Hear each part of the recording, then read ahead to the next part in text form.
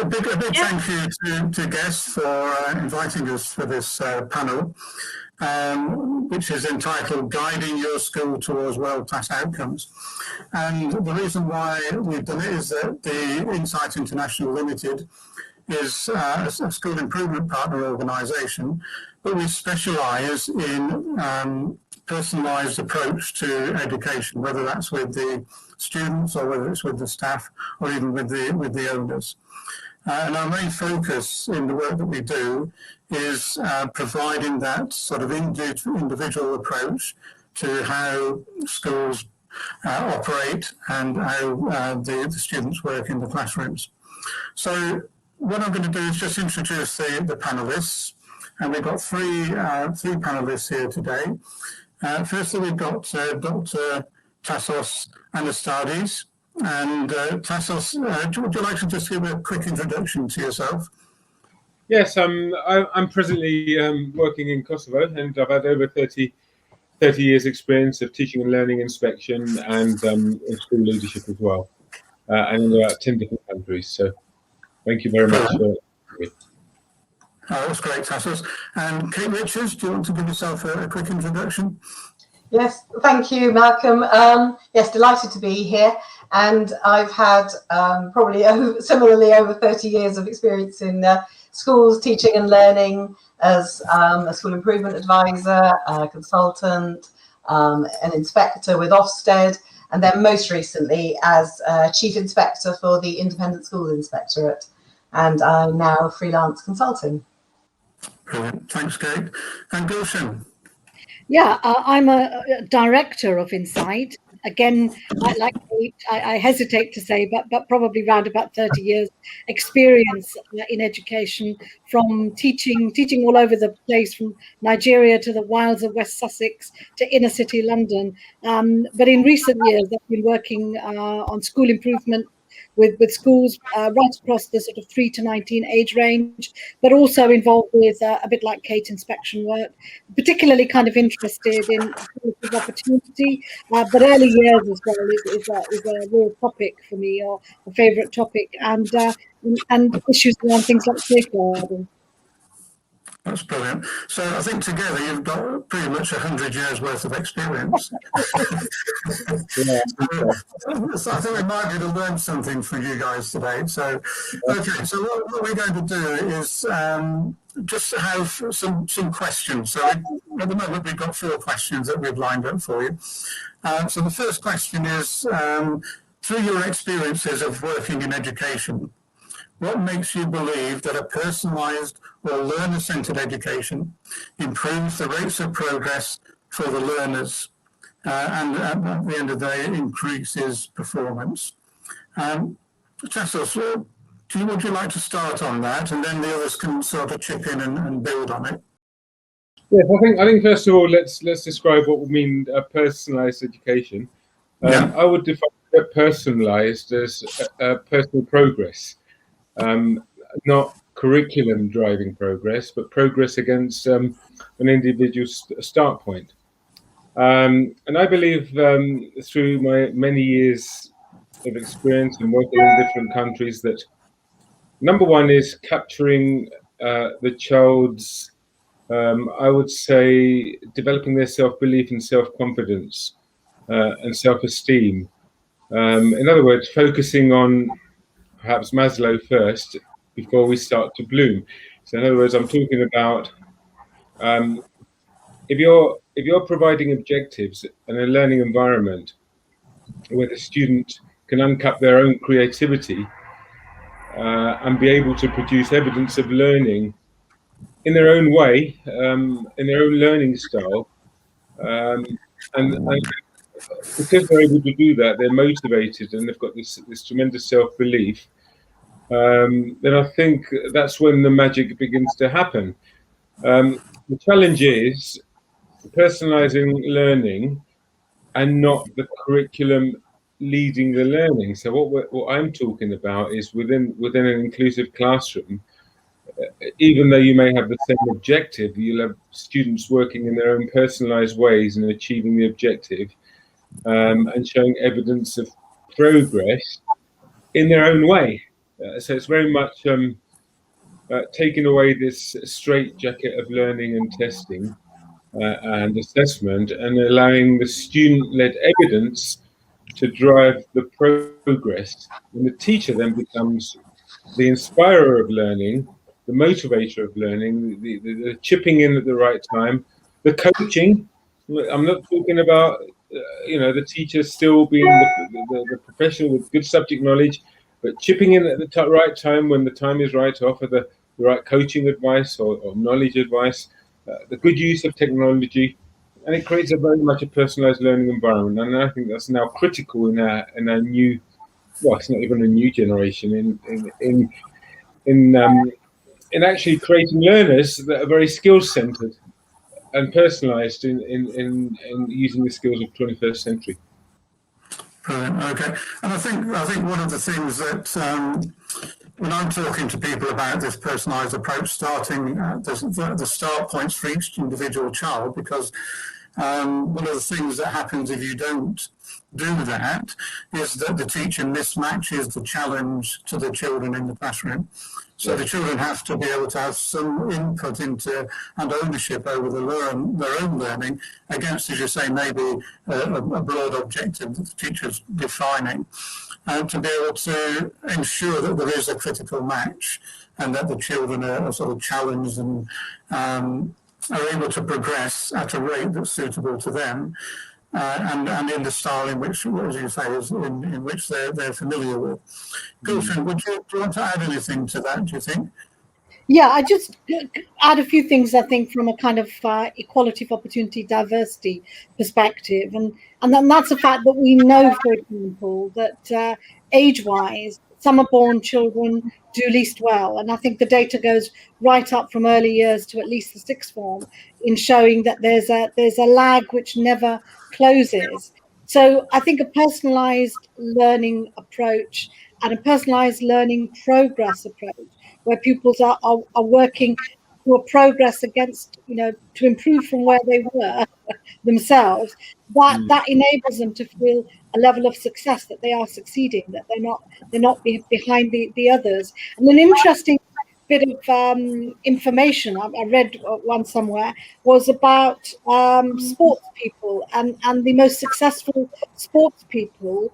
They tend to be born in the first 2 months of their academic year, whatever their academic year is. And that's because obviously they're the oldest, so they tend to be the biggest and the strongest. So probably end up being put early on as, oh, well, you've got potential for whatever the sport might be. But the other thing I'd say, I think it's really important that when we stop making classrooms areas of conformity where everyone has to conform to exactly the same norm, I think there's much more room for personal identity and to explore a lot more about yourself as a person, about your background, and the idea that you can bring that diversity into the classroom and that it's appreciated. So I think there's a lot of scope in terms of equal opportunities and diversity for this kind of education to fulfill all our pupils' needs rather than just the needs of the best pupils. Yeah, I think that's spot on, really, Gulshan. I think one of the things that maybe concerns a lot of people is inspection to a certain extent, but the idea that everybody has to fit into this age-relatedness. And it's something I know we've talked about a lot. And there's been plenty of research around to suggest that, and even from our own experiences, I think we'll probably find the same.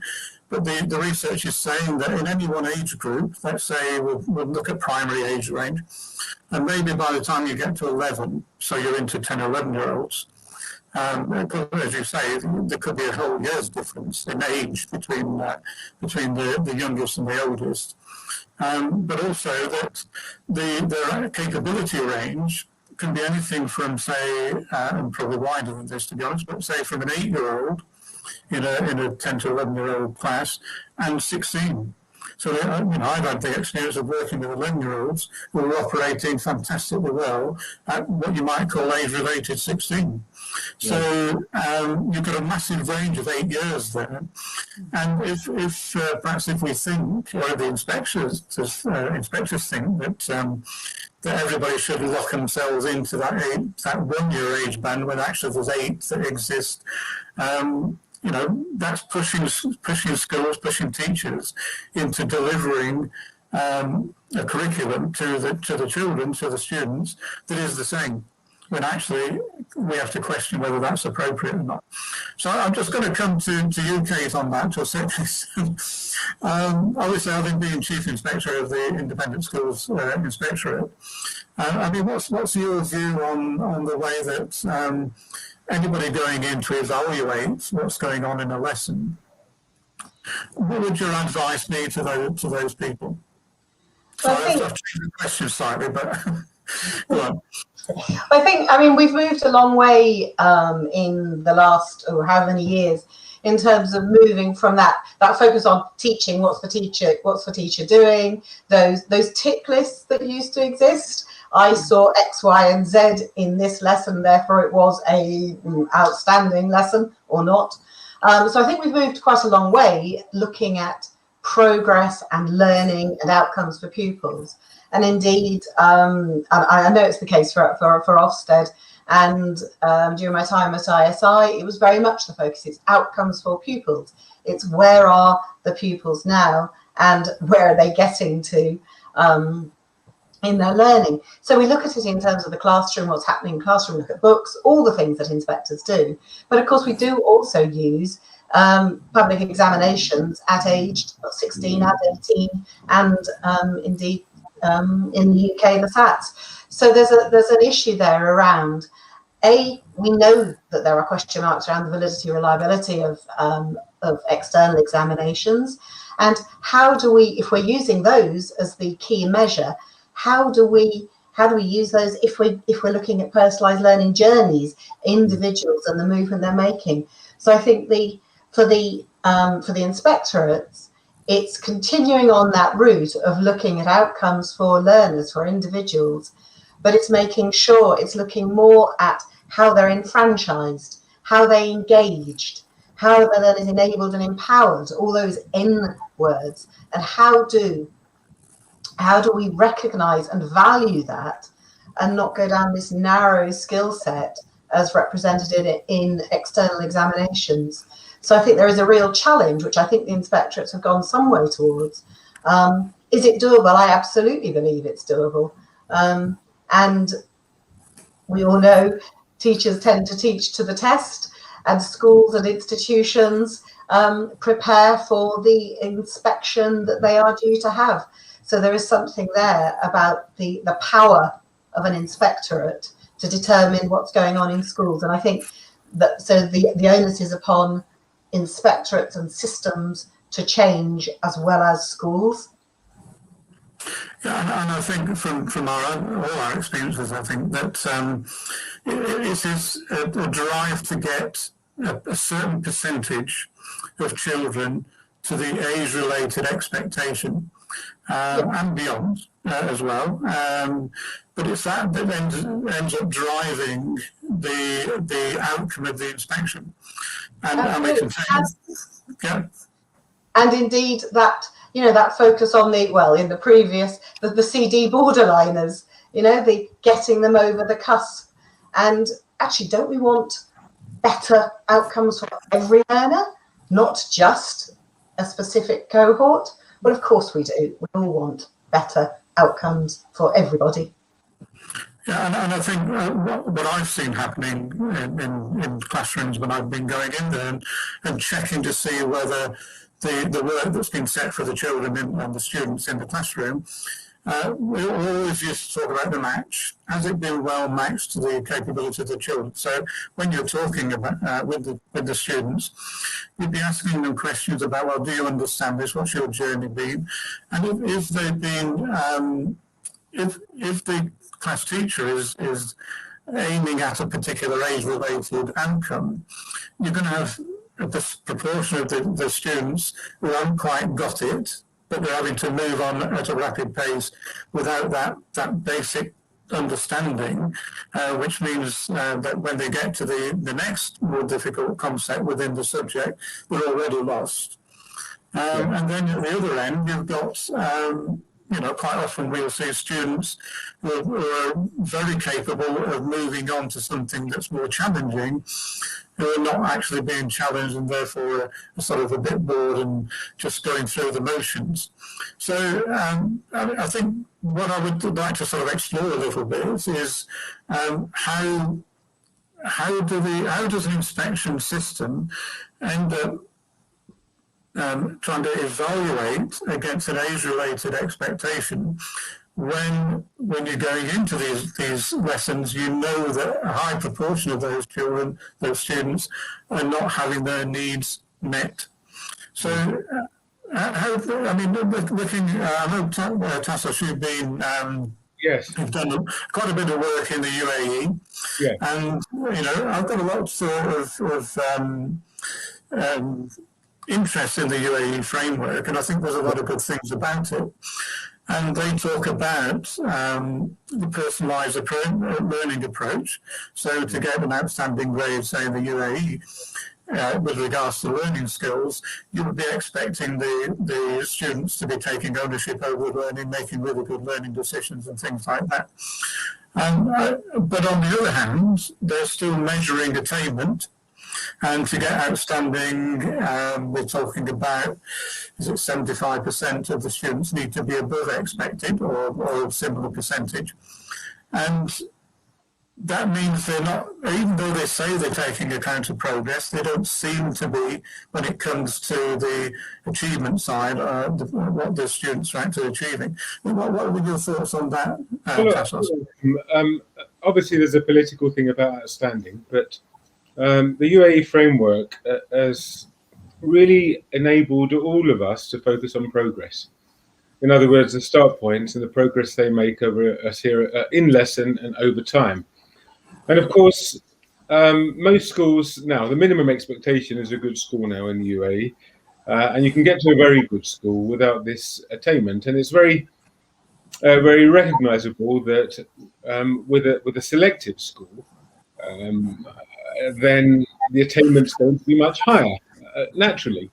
But the enormous focus on critical thinking, collaboration, independent learning and learning skills when you go in a classroom and making judgments about individual students' learning rather than the attainment and using the benchmark data. I wanted to mention the cognitive ability data that's available now. Like, for example, the CAP4 GL, which measures a student's cognitive ability, not what they've learned.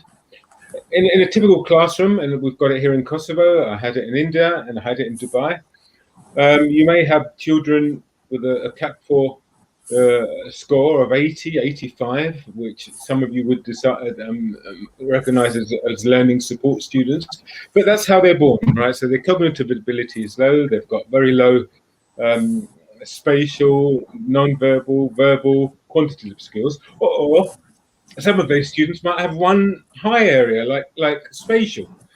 In the same class, you may have students at 120, 145 CAP4, very, very fast, very, very smart. And the use of this data has enabled us to look at progress, because a very, very smart child on CAP4, if you're not seeing progress in the class, if you're not seeing challenge, if you're not seeing critical thinking, if you're not seeing them dig deeper, if you're not seeing them inquiring, well, that's not going to be an outstanding lesson. Whereas if you go to a classroom where you know that the children are 80, 85, or maybe one's a spatial learner, and they're presenting their learning in a spatial way or through a kinesthetic way, not necessarily in the test way, preparing for a test or preparing for an examination, then that would be rated as outstanding. And this mindset, over years, has really improved the quality of learning.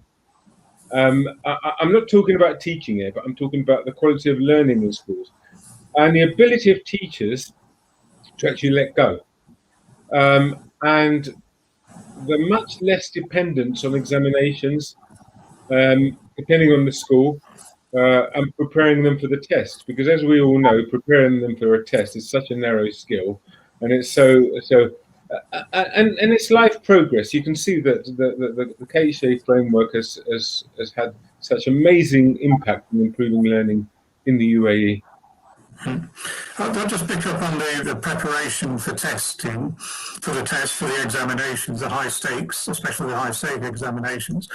Because obviously in the UK, and I'm sure in lots of many other countries around the world, there is an issue that preparation for the test is easier for those that can afford it. Outside of private education, let's go into just state education. But those that can afford to get the extra tuition for their children are likely to do better in those tests. And I think there's a massive challenge in countries like the UK and maybe Australia as well, where the disadvantaged children, the ones from low-income families, from deprived areas of the country, and so on, are at a definite disadvantage in terms of their chances of getting a good grade in the high stakes exams. What are your thoughts on that, Gulshan? Yeah, I mean, I agree with you, and I just sort of starting from our inspection framework that we have now. I mean, it's good. There's a focus on the curriculum, and it talks about, you know, we should be looking at progression through the curriculum. That's what we're looking at. But that is entirely contradictory to then the assessment system, all the way through primary, and then at secondary, certainly in terms of GCSEs and then A levels. So whilst we're saying on the one hand we want progression through the curriculum, which allows for that progress at different rates depending on where you're going, and for pupils to be working at the right level in terms of where they are in their learning. That's actually, that contradiction is making it very hard for teachers to let go. And I agree that teachers need to let go, because they need to let go in terms of facilitating children's learning and enabling them to be, coming back to what Kate said, empowered, in how they learn, because those are the skills that certainly they need in the future. But even more importantly, I think the pandemic and lockdown has shown us, and I think there's lots of bits of research that show that the kids that are doing well are the ones that can drive their own, the ones that know how to drive their own learning. And just coming back to the point about disadvantage, and again, I think we've got a real struggle on our hands in terms of trying to alter the language a little bit, because disadvantage is kind of really, really wide. I mean, who are the disadvantaged? And in some ways, it's very much a deficit terminology as well. We need to turn that around. But it seems to me as well, just looking at a range of research and a range of data and documentation, that the kids who have, say, just talking about the pandemic, who've not done well over lockdown, have been the ones who have not engaged in remote learning, for example, or found that too difficult, some of which may be into mental health needs. And in fact, the two are very linked, because the mental health needs may well be because of the fact that they're doing so badly in learning. And that certainly, many years ago was the case for my daughter, but luckily I was able to give her that support. Coming back to the point, that if you can buy tutors, or if you're a parent that can actually support your child to do well, you're going to achieve better. So there is a real issue in terms of the lack of social mobility, because the system as it is favors those who are able to support their children. If their children are not making progress in school, are able to support them and buy them the support,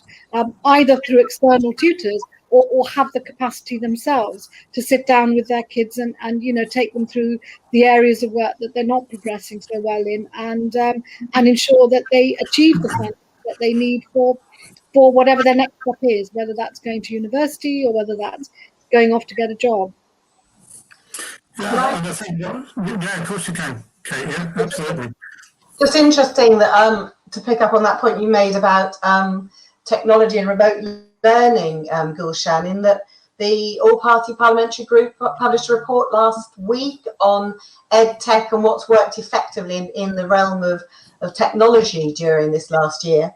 And one of their conclusions, that those pupils who'd been enabled to be self-regulated learners, to develop their self-esteem and their own self-influence, are those where remote learners work most effectively. So no real surprises, I think, to any of us, but it is a very, very clear conclusion they've drawn from the evidence, and that published last week. And I think the second point I just wanted to make, in line with the inspection, if we're enabling and believing in our learners, and we're enabling and believing in our teachers, then actually we need to get those voices of our learners right up to the heart of inspection. Yes. So, we do pupil voice now, we do questionnaires and we do interviews, but it's far more than that. It's a fundamental shift to hearing properly from our learners about what is working for them in their education. And I think that is the fundamental shift for inspectorates in getting really effective information, evidence and discourse going from the learners themselves. Yeah, absolutely. And I think what we're probably talking about, and I think we may have mentioned it already, is that it's about the empowering, the empowerment of the learner, really, giving them the respect, giving them the tools that they need to be call it self-regulated in terms of how they organise their own learning, and I think that's something we've all talked about already. And when I talk to schools about this, unless they're already tuned into, I think I know how I can do this, if they're not tuned into that, the first thing that they tend to say to me is, well, as a teacher, how have I got the time to be able to personalise the curriculum to my 30 children, 30 students in my class, or however many it is? I haven't got the time to be able to personalise the curriculum to each individual's needs. And that is a massive concern for them. The same thing they're concerned about then is, how long is it going to take me to do that? Because from delivering the same thing to every student in the class, it's much easier and supposedly less time consuming, because the first thing they think about is, well, we've got 30 students, that's 30 individual plans I need to devise for them.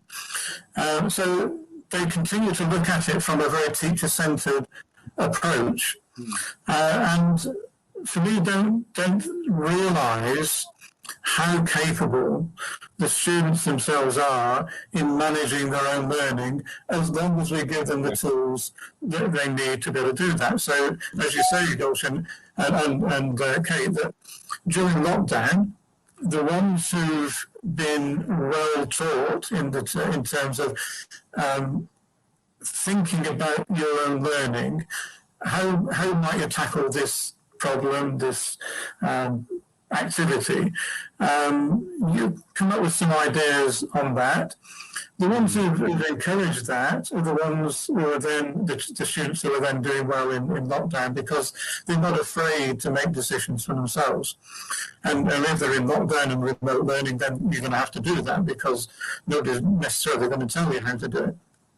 So if that for me is a bit of a barrier, it's a mindset barrier, it's a cultural barrier as well, mental cultural barrier. How do we convince the schools that we might go and talk to, the teachers that we might go and talk to say, well, actually, having a process in the classroom that's much more meant towards the learner and what their start points are and how they can manage the learning towards various objectives that might be set for them within the lesson or a group of lessons and so on.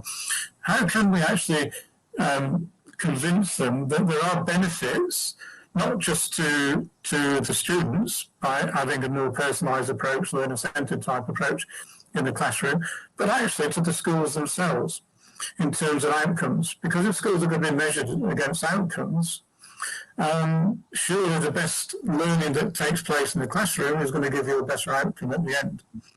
So can we, in one way or another, sort of define the benefits What sort of things might we see going into a classroom that is benefiting the learning that's taking place? And then seeing the sort of rapid progress actually that can be made even in a short space of time sometimes that advances their learning quite considerably in a lesson or a group of lessons.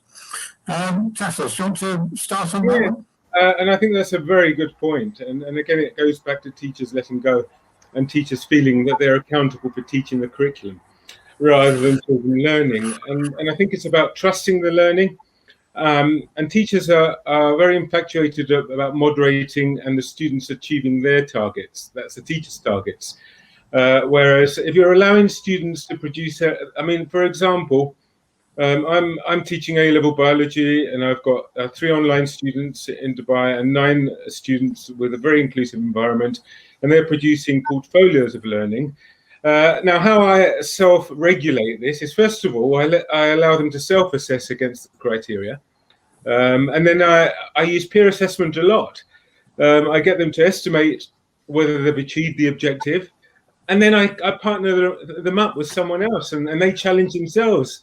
And that's perhaps the most rigorous assessment in terms of, I could do this as a teacher. And of course, learning happens. So we've got to remember that learning isn't static. So through that process, they're actually improving. So why are we stopping learning by testing it or moderating it?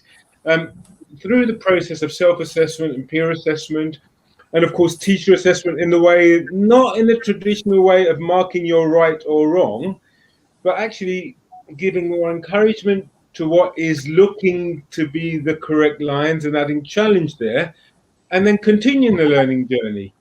And really, you know, when we're talking about examinations, in some ways, you know, I was playing an examination at YouTube the other day for an AS question for biology, and the examiner was talking about losing marks because they were not using the word uploading of oxygen, all right, and the word uploading, you would lose the mark, all right. And whereas I had students able to present this diagrammatically through conversation.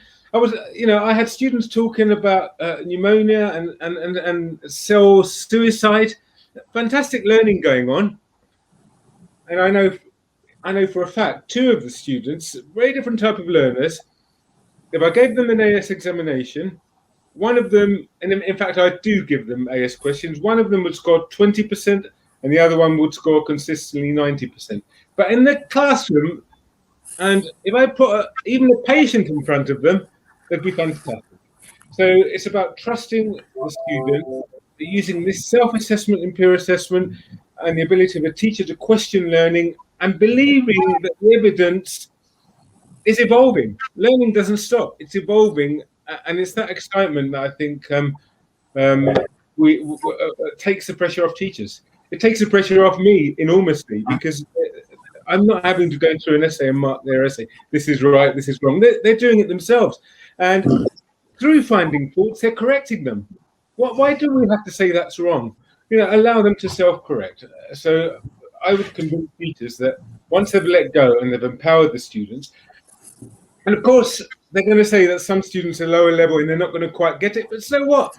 They're still making progress at their level, and they're still picking up, and from their low point, and they're still improving and improving and improving. So what if we don't have to all reach that level.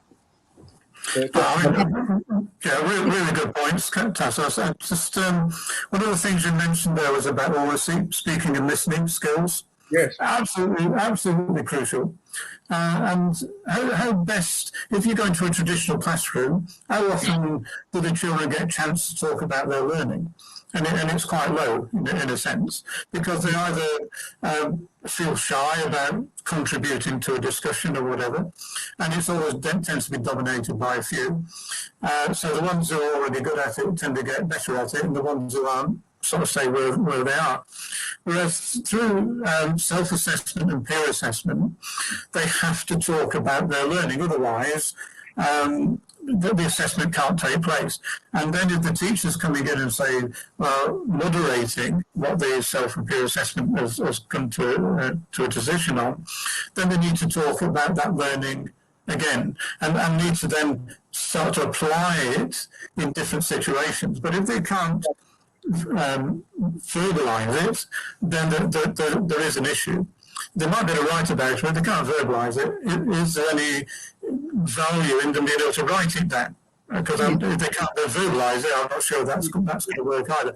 Go on, you're writing and getting into this. Yeah. Apply it to real life. If they can't apply it to real life, why are they learning it? Yeah. Absolutely. Come back in on that. I mean, I totally agree with oracy, and I find, you know, when I'm in schools, my background is science as well, and but it's not just in science actually. If I think of other subjects, but science particularly, I really notice that, and pupils are going through a lot of science content in the UK, because that's what the national curriculum says and what the boards say. But what I find is that they've gone through the content so quickly, they've not rehearsed the explanations. They can know some facts, they've got some knowledge, but they really can't explain things. So I am so often finding I ask a question, so why? You know, why is this happening? So what's the reason for that? How do you explain this? Even simple as explain to me what you're doing in this experiment. And they find it so difficult. And it's science particularly, I suppose, because the concepts are often so abstract. The importance of oracy, the importance of talking about their results, what they're doing, becomes that much more important for them to learn that language, to explain these abstract ideas. But coming back to the kind of classrooms, I think the benefit is that it actually gives teachers more time to stand back and watch, and to really observe and assess, and really get into that deeper questioning to help pupils get that deeper understanding.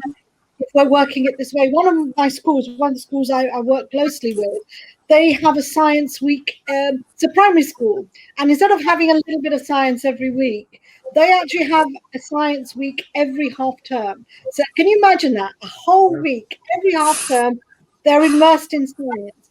And the wonderful thing is that what happens is on the first day, the teachers are guiding the experiments more. But even by the end of the first day, start of the second day, the pupils are saying, what would happen if? I wonder if we did this. Can we try this experiment again, but do this time? And what they do as well is they have pupils in groups. So they're not working on their own. They're mixed ability groups, so that those who are, if you like, I hate the term less able, but those who may be less secure, let's say, they really benefit for being in groups with those who are more confident about their science. So the standards are rising for everybody, but the excitement and the focus is very much on trying to understand the science and linking it to real life, you know. And they do amazing stuff like what's in the stomach. So they actually have a full stomach, and they've got to open it up and unpick what's inside it, you know. And they've done things like make blood to know what goes into blood. So really exciting, interesting stuff. And you think you get that one, you know, for a whole week, once every 6 weeks, really benefits their learning. And teachers can really stand back, and they produce joint portfolios where they all contribute. But how much they learn from that collaboration and talking to one another. I mean, those skills are just amazing skills for when they go out to work. And there's a lot of creativity, because they're asking those questions. What if we tried this? What if we changed this? How have we completely radically changed this experiment? Or would we be able to find out the answer to this question if we tried this? Absolutely, and I can't add to that. I mean, that's absolutely spot on. I was just thinking as well in terms of just trying to help. We've still got a global society and media that are trying to kill the virus. Yeah. Think about that one. Absolutely, yeah. And I was just year 7 biology, right? And they're still trying to kill the virus. Yeah, I know. What I was just trying to think, if people are watching this and they're thinking, well, how do I start to try and get a more personalised learning curriculum going in the classroom? What's the most important question I might ask the children as I'm going around, as you say, assessing what's going on, and we're trying to get them to talk about their learning. Learning is a good phrase, I think. What would that key question be to the child? I mean, I would probably say, because quite often you go in and you might say, well, what are you doing? The real question is first question would be, what have you learned today? Can you explain to me what you've learned today? And that would be, I think, a really good start point. I'm just conscious now of time. We've only got about 2 or 3 minutes left, and we could carry on talking about this for another hour without difficulty, I think. So I'm just wondering whether you could, in the last 2 minutes, just a quick phrase that you might say. If you're thinking about moving towards a personalised learning system in your school or in your classroom, what would be the key thing that you would suggest as a starting point? Does anybody want to? Kate, can you come back? Trust. Trust our schools, trust our teachers, and overall trust our learners. Yeah, I'll go along with that. Anybody else want to add to that one? I would make sure that every learner understands the objective of what they're trying to learn and why they're trying to learn it. So these differentiated objectives, I mean, we're going to classroom and I'm confused. What are we trying to learn? A very clear objective to the lesson, even if it's generic. If we're learning about a virus, they can all learn about a virus at different levels. But let them understand what they're trying to learn and why they're trying to learn it. Gulshan? Yeah, I mean, just building on that, I would say it would be involving the pupils and asking them as well. And, involving them in setting the objectives, involving them in deciding, how the classroom might be organized, what they might like to do, what they might like to, what are they interested in learning? So here's a topic. This is what we're going to go into. What are you interested in learning? Topic. So I think beginning that journey of really empowering pupils. And then the other thing I would suggest is for everyone thinking of learner-centered classrooms to go and visit a really strong early years provision. I say strong because it's not always, it can be a little bit up and down, but if you go to a really well-run, strong early years provision, learner-centered provision, and you just stand back and watch them and in fact talk to them, I think that gives you everything you need to learn about how to get a learner-centered classroom. And then they absolutely inspire you. I mean, if I go into early years and start talking to the children and try and open up the discussion, they're inspirational. Absolutely sure. So I would just finish off by saying, just building on what Kate said, I would go a bit further than just trust. I would then say trust, respect, inspire, motivate, and you get the engagement. So, but the starting point is trusting and respecting the learner. Brilliant. Thanks ever so much, all of you. It's been a really interesting discussion, and we'll talk again soon, no doubt. Thank you very much. Thank you. Thank you, Malcolm. Thank you. Good to see everybody. Absolutely. Thank you so much. That was brilliant. If you have any questions about the session, you can connect with the panelists through the networking system on the virtual event platform. We'd also love to hear from you, so feel free to share any thoughts or comments by sending us an email to marketing@guesseducation.com. We'll be on social media as well during the summit, so if you want to chat to us there, follow us on Twitter @GuessEducation and use the hashtags #GuessEducation and #GuessGlobal. We hope that you enjoy the rest of the events. Thank you. Bye for now.